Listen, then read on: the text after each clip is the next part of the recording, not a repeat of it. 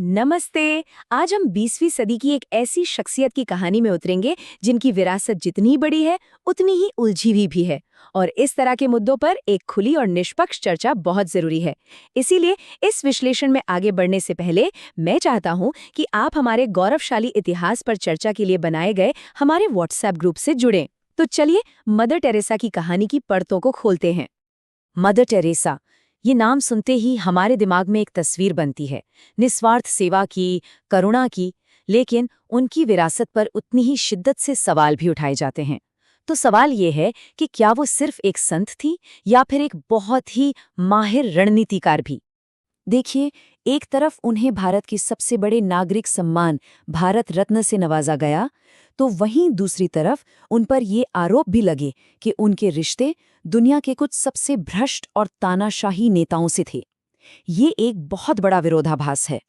उन्हें पूरी दुनिया में करुणा का प्रतीक माना गया, पर साथ ही उन पर एक गंभीर आरोप ये भी लगा कि वो मॉडर्न दवाइयों से लोगों का दर्द कम करने के बजाय अपनी विचारधारा के चलते दुख और तकलीफ को महिमामंडित करती थीं।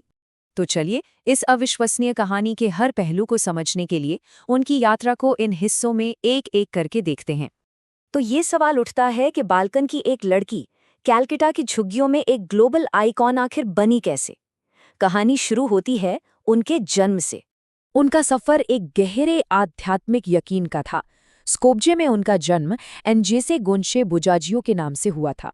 सिर्फ 18 साल की उम्र में वो घर छोड़कर मिशनरी बनने आयरलैंड चली गईं और फिर 1929 में वो उस शहर पहुंची जो उनकी पहचान बनने वाला था, कलकत्ता। 10 सितंबर 1946 ये तारीख उनकी जिंदगी का टर्निंग पॉइंट थी। दार्जिलिंग जाती हुई एक ट्रेन में उन्हें एक ऐसा आध्यात्मिक अनुभव हुआ जिसे उन्होंने बुलावे के भीतर एक बुलावा कहा।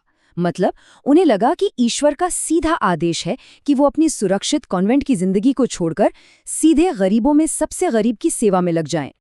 अब देखते हैं कि कैसे एक अकेली नन ने एक साधारण सी साड़ी को अपनी पहचान बनाकर एक ग्लोबल ऑर्गेनाइजेशन खड़ा कर दिया। 1948 में उन्होंने अपनी पारंपरिक ड्रेस छोड़कर एक बहुत ही साधारण नीली बॉर्डर वाली सूती साड़ी पहनना शुरू की। ये सिर्फ एक कपड़ा नहीं था, ये एक शक्तिशाली प्रतीक था। इसका सफेद रंग सच्चाई और पवित्रता का, नीला रंग मदर मैरी का और 3 नीली धारियां गरीबी, आज्ञाकारिता और सेवा की कस्मों का प्रतीक थीं। और यहीं पर कहानी में एक मजेदार मोड़ आता है। सोचिए, जो साड़ी गरीबी और त्याग का सबसे बड़ा सिंबल थी, वही 4 सितंबर 2016 को, यानी जिस दिन उन्हें संत घोषित किया गया, उसी दिन एक रजिस्टर्ड ट्रेडमार्क बन गई ताकि कोई उसका गलत इस्तेमाल ना कर सके। और उनका संगठन कितनी तेजी से फैला, ये आंकड़े खुद कहानी बयां करते हैं। सिर्फ 12 महिलाओं से शुरू हुआ ये मिशन आज 139 से भी ज्यादा देशों में फैल चुका है और उनकी मौत के बाद भी ये लगातार बढ़ता ही जा रहा है। अब देखिए, कैथोलिक चर्च में किसी को संत का दर्जा देने के लिए चमत्कारों को साबित करना पड़ता है। लेकिन सवाल ये है कि मदर टेरेसा के नाम से जो चमत्कार जुड़े हैं, क्या वो वाकई में विज्ञान की समझ से परे थे? ये जो संत बनने की प्रक्रिया है ना, ये काफी सख्त होती है। हालांकि पोप जॉन पॉल द्वितीय ने उनके लिए 5 साल का वेटिंग पीरियड हटा दिया था, लेकिन फिर भी वेटिकन को 2 ऐसे चमत्कारों को वेरीफाई करना था जिनका कोई मेडिकल एक्सप्लेनेशन ना हो। पहला मामला था मोनिका बेसरा का। वेटिकन ने दावा किया कि उनके पेट का ट्यूमर एक लॉकेट से निकली चमत्कारी रोशनी से ठीक हो गया, लेकिन दूसरी तरफ उनके खुद के डॉक्टर्स का कहना था कि उन्हें टीबी की वजह से एक सिस्ट था जो 9 महीने तक चली टीबी की दवाइयों के कोर्स से ठीक हुआ था। मतलब यहाँ विश्वास और विज्ञान आमने सामने थे।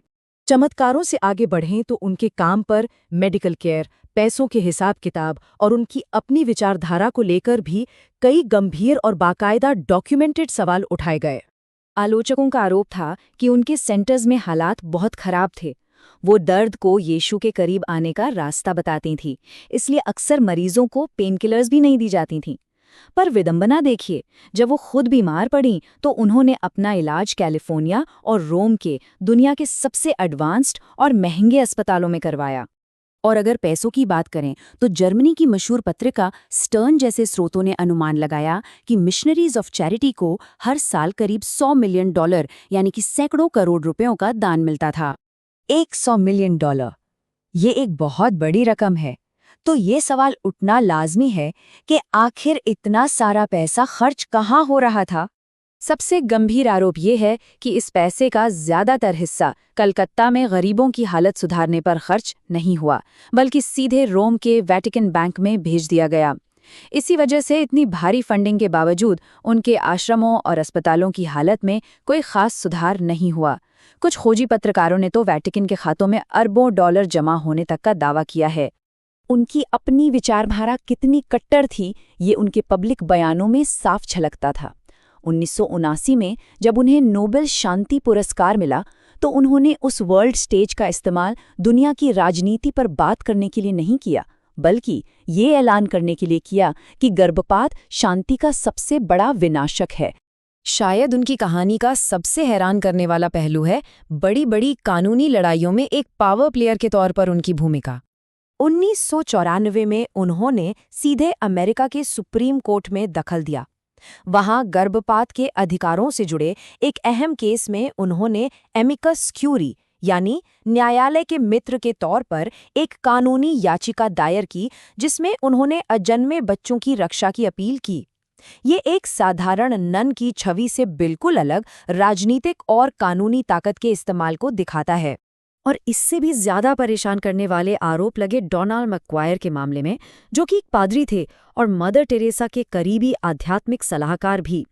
अदालती दस्तावेजों में यह दावा किया गया कि जब 1990 के दशक में मैक्वायर पर यौन शोषण के आरोप लगे, तो मदर टेरेसा ने अधिकारियों को चिट्ठियां लिखकर और उन्हें पवित्र व्यक्ति बताकर उनका बचाव किया था। आरोप है कि इस कथित बचाव की वजह से उस अपराधी को अपना घिनौना काम जारी रखने के लिए और समय मिल गया। तो आखिर में सवाल वहीं आकर रुकता है, मदर टेरेसा की विरासत आखिर है क्या?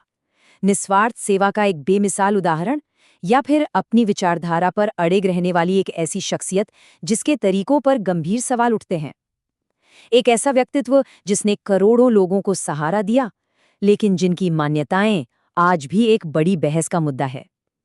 इस तरह का विश्लेषण आप तक लाने में बहुत मेहनत और हिम्मत लगती है। हमारे काम को सपोर्ट करने के लिए कृपया इसे लाइक करें, शेयर करें और सब्सक्राइब करें। आपका यही समर्थन हमें और काम करने और ऐसी ही सामग्री लाने की प्रेरणा देता है। हिंदुस्तान जिंदाबाद। और अगर आप यहाँ तक हमारे साथ बने हुए हैं तो कमेंट्स में अपनी राय जरूर बताइए। इस विषय पर आपके क्या विचार हैं? अपने विचार साझा करें ताकि हम सब एक अच्छी और स्वस्थ चर्चा कर सकें। और हाँ, इस प्रस्तुति को लाइक करना मत भूलिएगा, क्योंकि आपका हर एक लाइक हमें इस तरह का काम करते रहने का हौसला देता है।